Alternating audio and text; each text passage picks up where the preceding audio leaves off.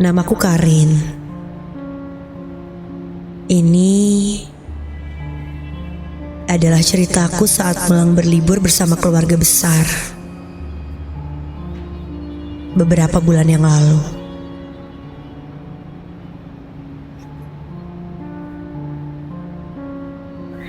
Waktu itu aku diajak bersama keluarga besarku liburan. Setelah hari raya Lebaran ke pantai Pangandaran.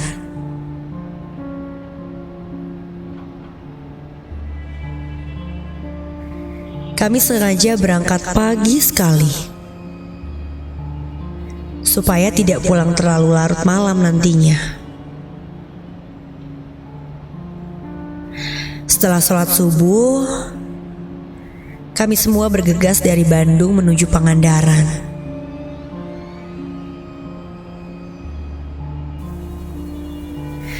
Tapi karena mobil yang cukup terbatas, akhirnya ada beberapa di antara kami yang konvoi beriringan.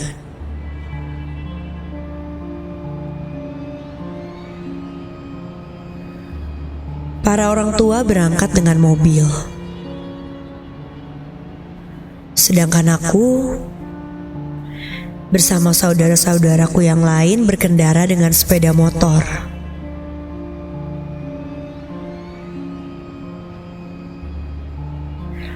Aku dibonceng sepupuku Hadi, menggunakan motor metik yang baru dibelinya 2 bulan lalu.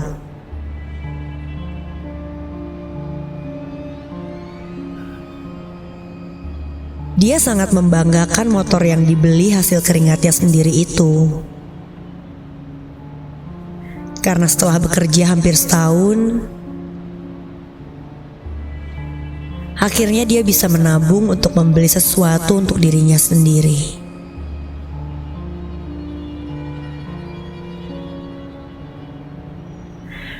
Ada 1 mobil dan 4 motor yang berkonvoi saat itu.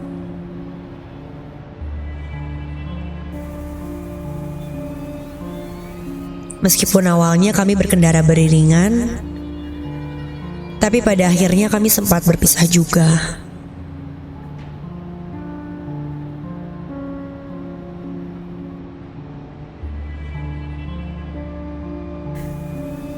Saat itu perjalanan relatif macet. Harusnya sih normalnya kami menempuh perjalanan 6 jam. Tapi nyatanya lebih dari 8 jam akhirnya kami baru tiba di pantai Pangandaran.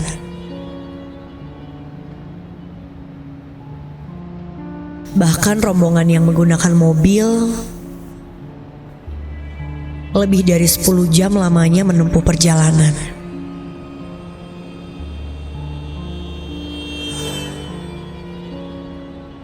Ya maklum saja, masih suasana liburan. Macet pun tidak bisa terhindarkan.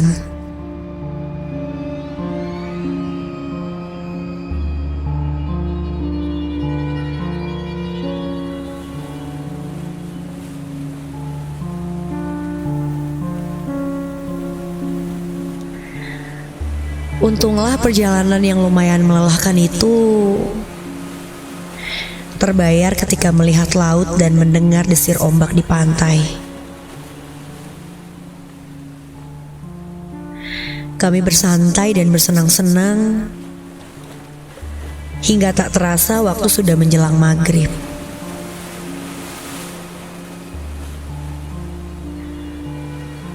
Kesenangan itu pun harus diakhiri,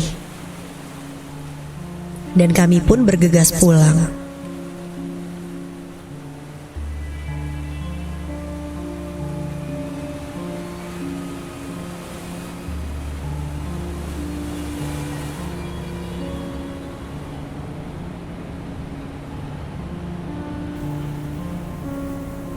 Tapi di tengah perjalanan kami berhenti di sebuah tempat makan untuk beristirahat dan mengisi tenaga supaya kuat di perjalanan pulang.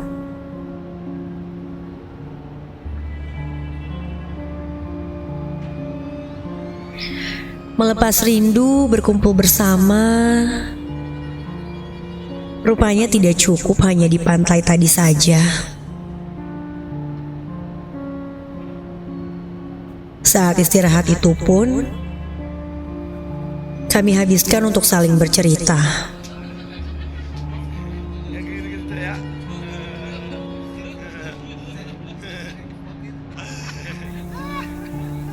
Hingga tak terasa waktu sudah menunjukkan pukul 9 malam.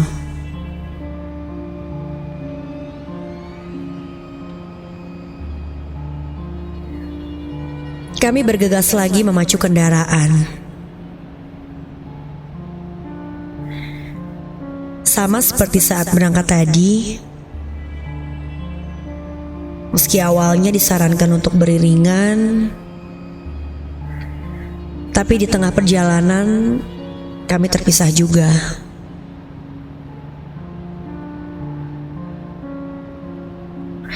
Hadi memacu motornya dengan sangat cepat.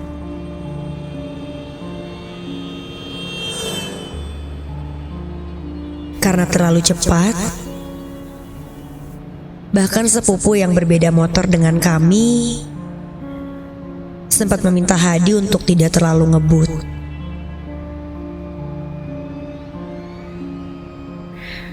Hadi akhirnya memperlambat laju motornya. Walaupun beberapa saat kemudian 3 motor lainnya itu yang justru melaju cepat, bahkan menyalip motor Hadi.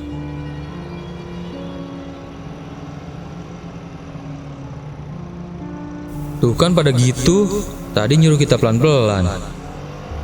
Begitu katanya. Ya paling juga nanti mereka berhenti di depan buat nungguin kita.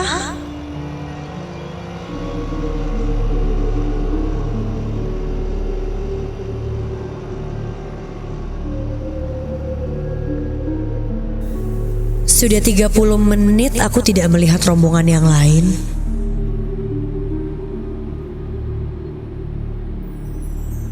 Aku pun mulai meminta Hadi untuk menambah kecepatan laju motornya. Hadi mulai panik karena rute yang ditempuhnya ini dia bilang berbeda dengan rute waktu kami berangkat.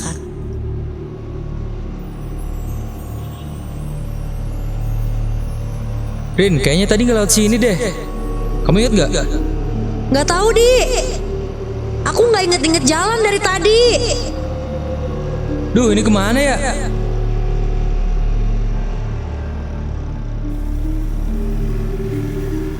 Aku pun inisiatif untuk menelpon rombongan yang lain.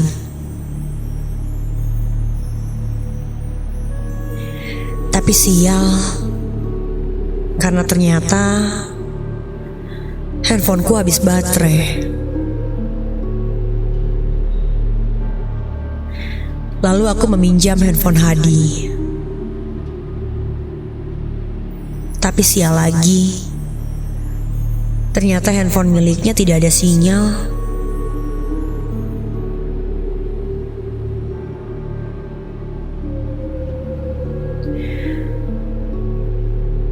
Suasana jalanan malam itu sangat sepi. Kiri kanan kami tidak ada bangunan sama sekali. Hanya pepohonan besar yang bertengger di sepanjang jalan. Yang seingat kami tidak dilalui saat berangkat tadi.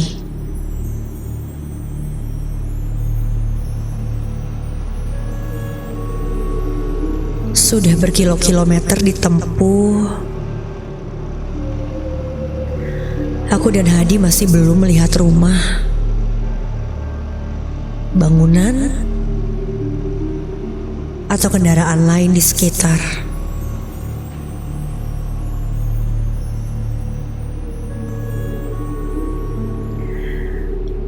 Di gelapnya malam itu, akhirnya aku dan Hadi melihat kendaraan lain di depan.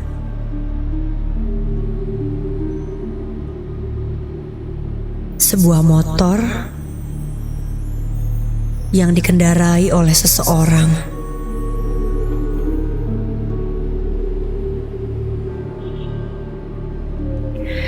Aku lekas menyuruh Hadi untuk bertanya pada orang itu. Dan Hadi pun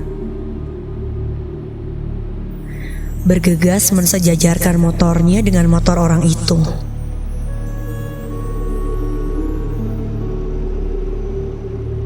Kulihat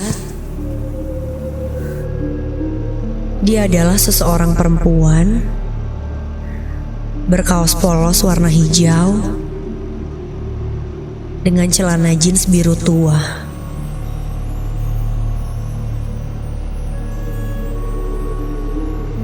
Aku sedikit heran.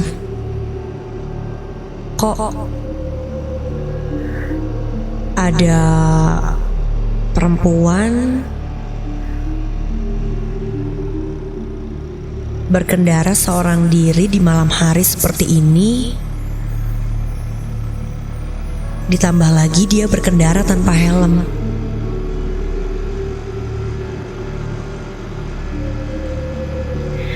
Tapi demi bisa menemukan jalan pulang, aku menyingkirkan kejanggalan itu dan bertanya padanya. "Teh, mau numpang nanya boleh?"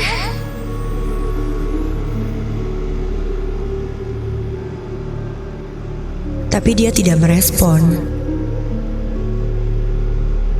dan hanya terus melaju bersama motornya dengan kecepatan yang lamban.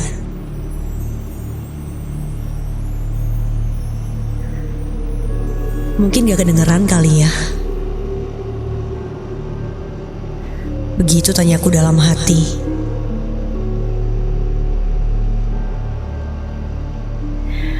Aku pun mencoba bertanya sekali lagi, tapi dia tetap tidak menggubris dan tatapannya lurus ke depan.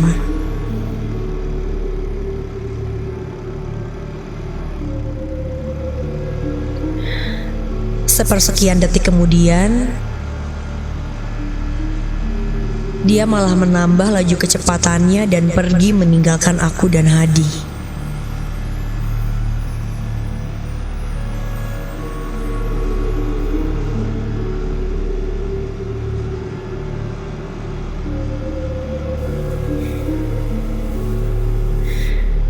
Tidak lama kemudian, aku dan Hadi melihat sebuah cahaya dari belakang motor kami.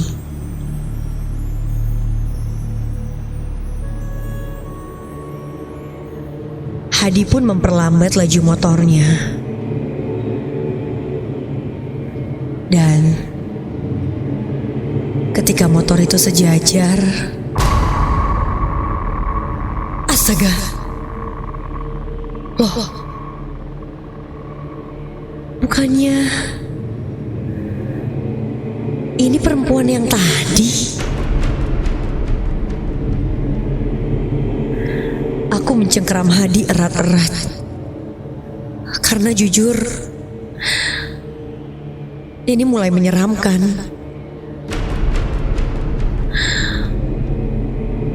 Apalagi sekarang perempuan itu tiba-tiba menangis lirih.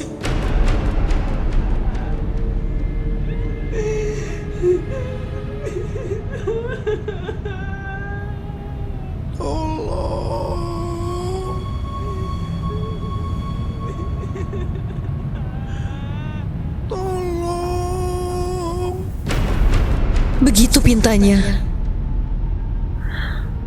sambil menoleh ke arah kami berdua. Astaga, betapa terkejutnya kami karena melihat wajah wanita itu kini penuh luka dan memar. Dan kaos yang dipakainya itu pun lusuh, serta dengan celana jeans yang robek-robek.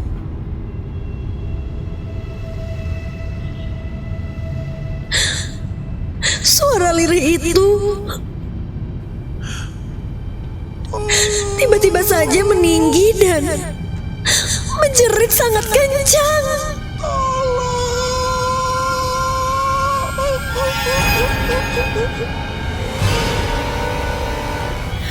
Hadi pun lekas memaju kecepatannya sesegera mungkin. Cengkramanku semakin erat memeluk Hadi. Di, itu tadi apa, Di? Cepat, Di, cepat, aku gak mau lihat, Di, cepat. Iya Rin, iya. Ini juga aku udah ngejauh kok dari dia.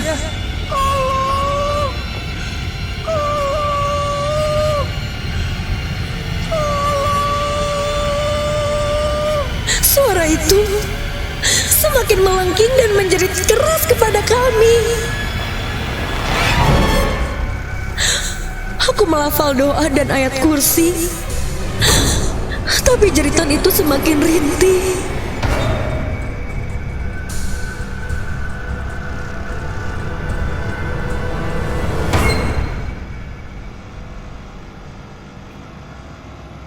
Beberapa saat kemudian, tibalah kami di sebuah perkampungan.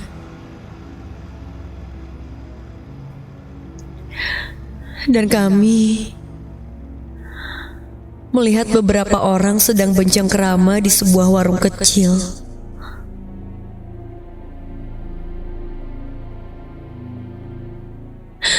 Aku dan Hadi berhenti tepat di depan mereka dengan terengah-engah dan terbata-bata saat mereka menanyai apa yang membuat kami seperti ini.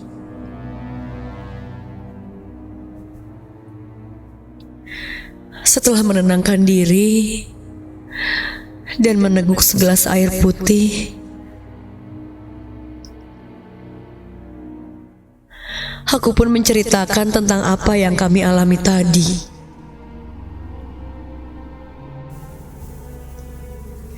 Betapa terkejutnya aku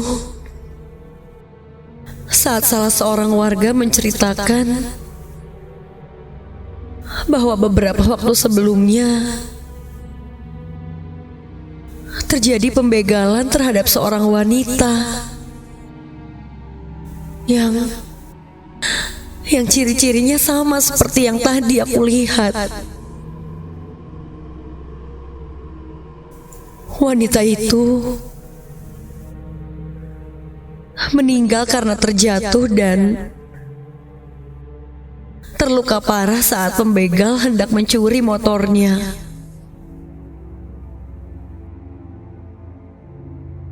Mereka pun menduga tadi kami sempat dibawa ke alam yang berbeda, sehingga kami sulit untuk menemukan jalan yang tepat untuk pulang.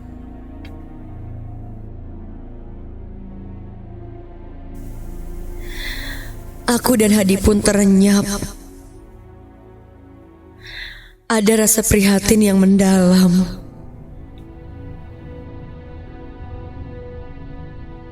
Kami pun dianjurkan untuk menginap di rumah salah seorang warga. Karena pada saat itu waktu sudah menunjukkan pukul 2 malam.